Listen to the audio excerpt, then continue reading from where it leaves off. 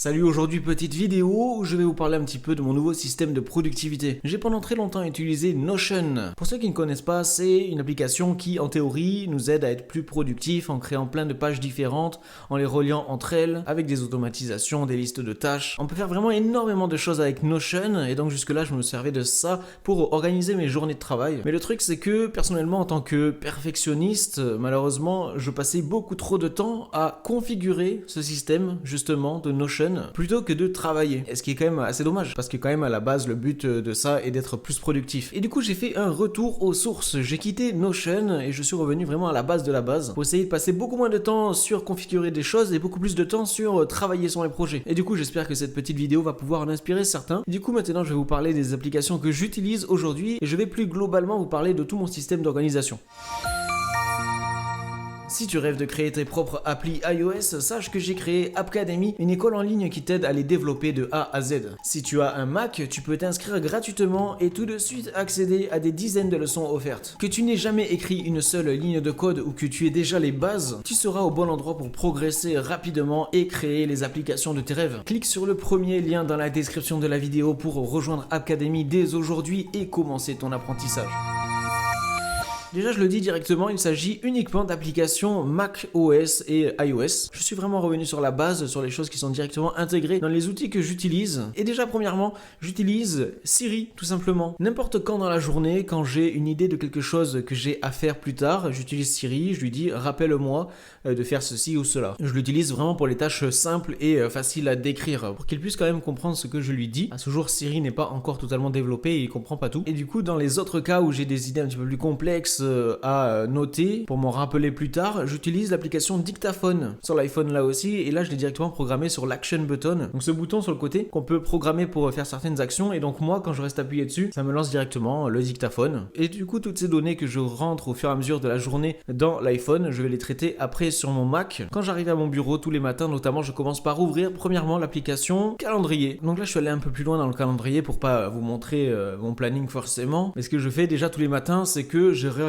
notamment ma semaine et ma journée. Je mets les plages horaires notamment où je suis à mon bureau, où je travaille sur mes projets et je planifie si j'ai des rendez-vous, tout ça. Rien de très original ici, mais c'est quand même important pour moi d'avoir quelque chose de carré et que je sache ce que j'ai à faire et quand j'ai à le faire. Ensuite, la deuxième application que j'ouvre, là aussi c'est un classique, c'est tout simplement l'application Rappel. Et je commence notamment par traiter ma inbox qui est juste là. Donc c'est une liste que j'ai créée par défaut et donc tout ce que je dis à Siri le long de la journée, ça va s'ajouter dans la inbox. Toutes les tâches vont se mettre directement à l'intérieur. Donc les tâches vont s'accumuler là et donc moi, quand je vais sur l'ordi pour commencer la journée, je vais les répartir dans les différentes listes. J'ai notamment une liste Golden Technologies. Donc ça c'est la liste globale de mes business en général. Ensuite il y a la liste spécialement Appcademy, mon école en ligne pour apprendre à devenir développeur sur l'écosystème Apple. Il y a la liste Berries Software. Donc ça c'est toutes les tâches qui vont être en rapport avec mes propres applications que je publie sur l'App Store notamment. Et ensuite les trois autres c'est les trucs plus perso. Et du coup la troisième application que j'ouvre directement en arrivant à mon bureau, c'est l'application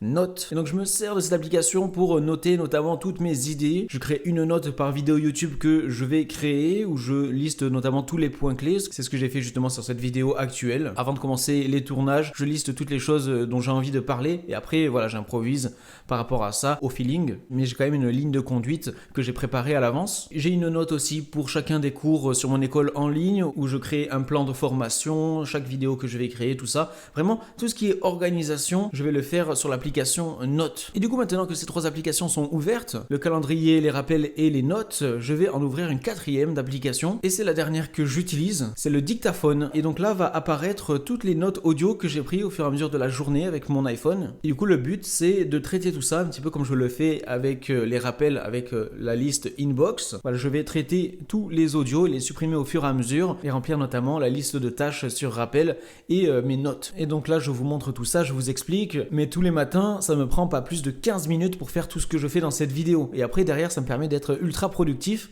je sais ce que j'ai à faire et quand j'ai à le faire. Et maintenant que tout ça est fait, je vais organiser ma journée en elle-même. Tout ce que j'aurai à faire dans la journée actuelle, donc ça se passe sur l'application Rappel, et du coup, j'ai plein de tâches à effectuer dans les différentes listes, et du coup, je vais sélectionner les choses les plus importantes et urgentes, les choses qui vont m'apporter le plus de résultats, et du coup, je prends une tâche par exemple, et là tout ce que je vais vouloir faire aujourd'hui, je vais juste faire commande T sur la tâche, donc ça va me la programmer aujourd'hui. Je fais ça pour chacune des choses que je dois faire, et ensuite maintenant j'ai juste à cliquer sur la petite liste aujourd'hui, et là je vais répartir les différentes tâches, soit le matin, soit l'après-midi, et comme ça je sais exactement ce que j'ai à faire aujourd'hui. Et du coup sur mon deuxième écran, j'ai juste à laisser cette liste de tâches aujourd'hui ouverte et j'ai juste à me concentrer là-dessus, à effectuer toutes mes tâches les unes après les autres. Par exemple aujourd'hui, ce matin, j'ai à tourner cette petite vidéo que je fais actuellement. Je perds pas de temps à configurer des pages sur Notion. Toutes ces applications d'Apple, on peut vite fait les personnaliser, mettre des icônes différentes par exemple dans les rappels et mettre une couleur différente, mais on peut pas faire beaucoup plus de choses là-dessus.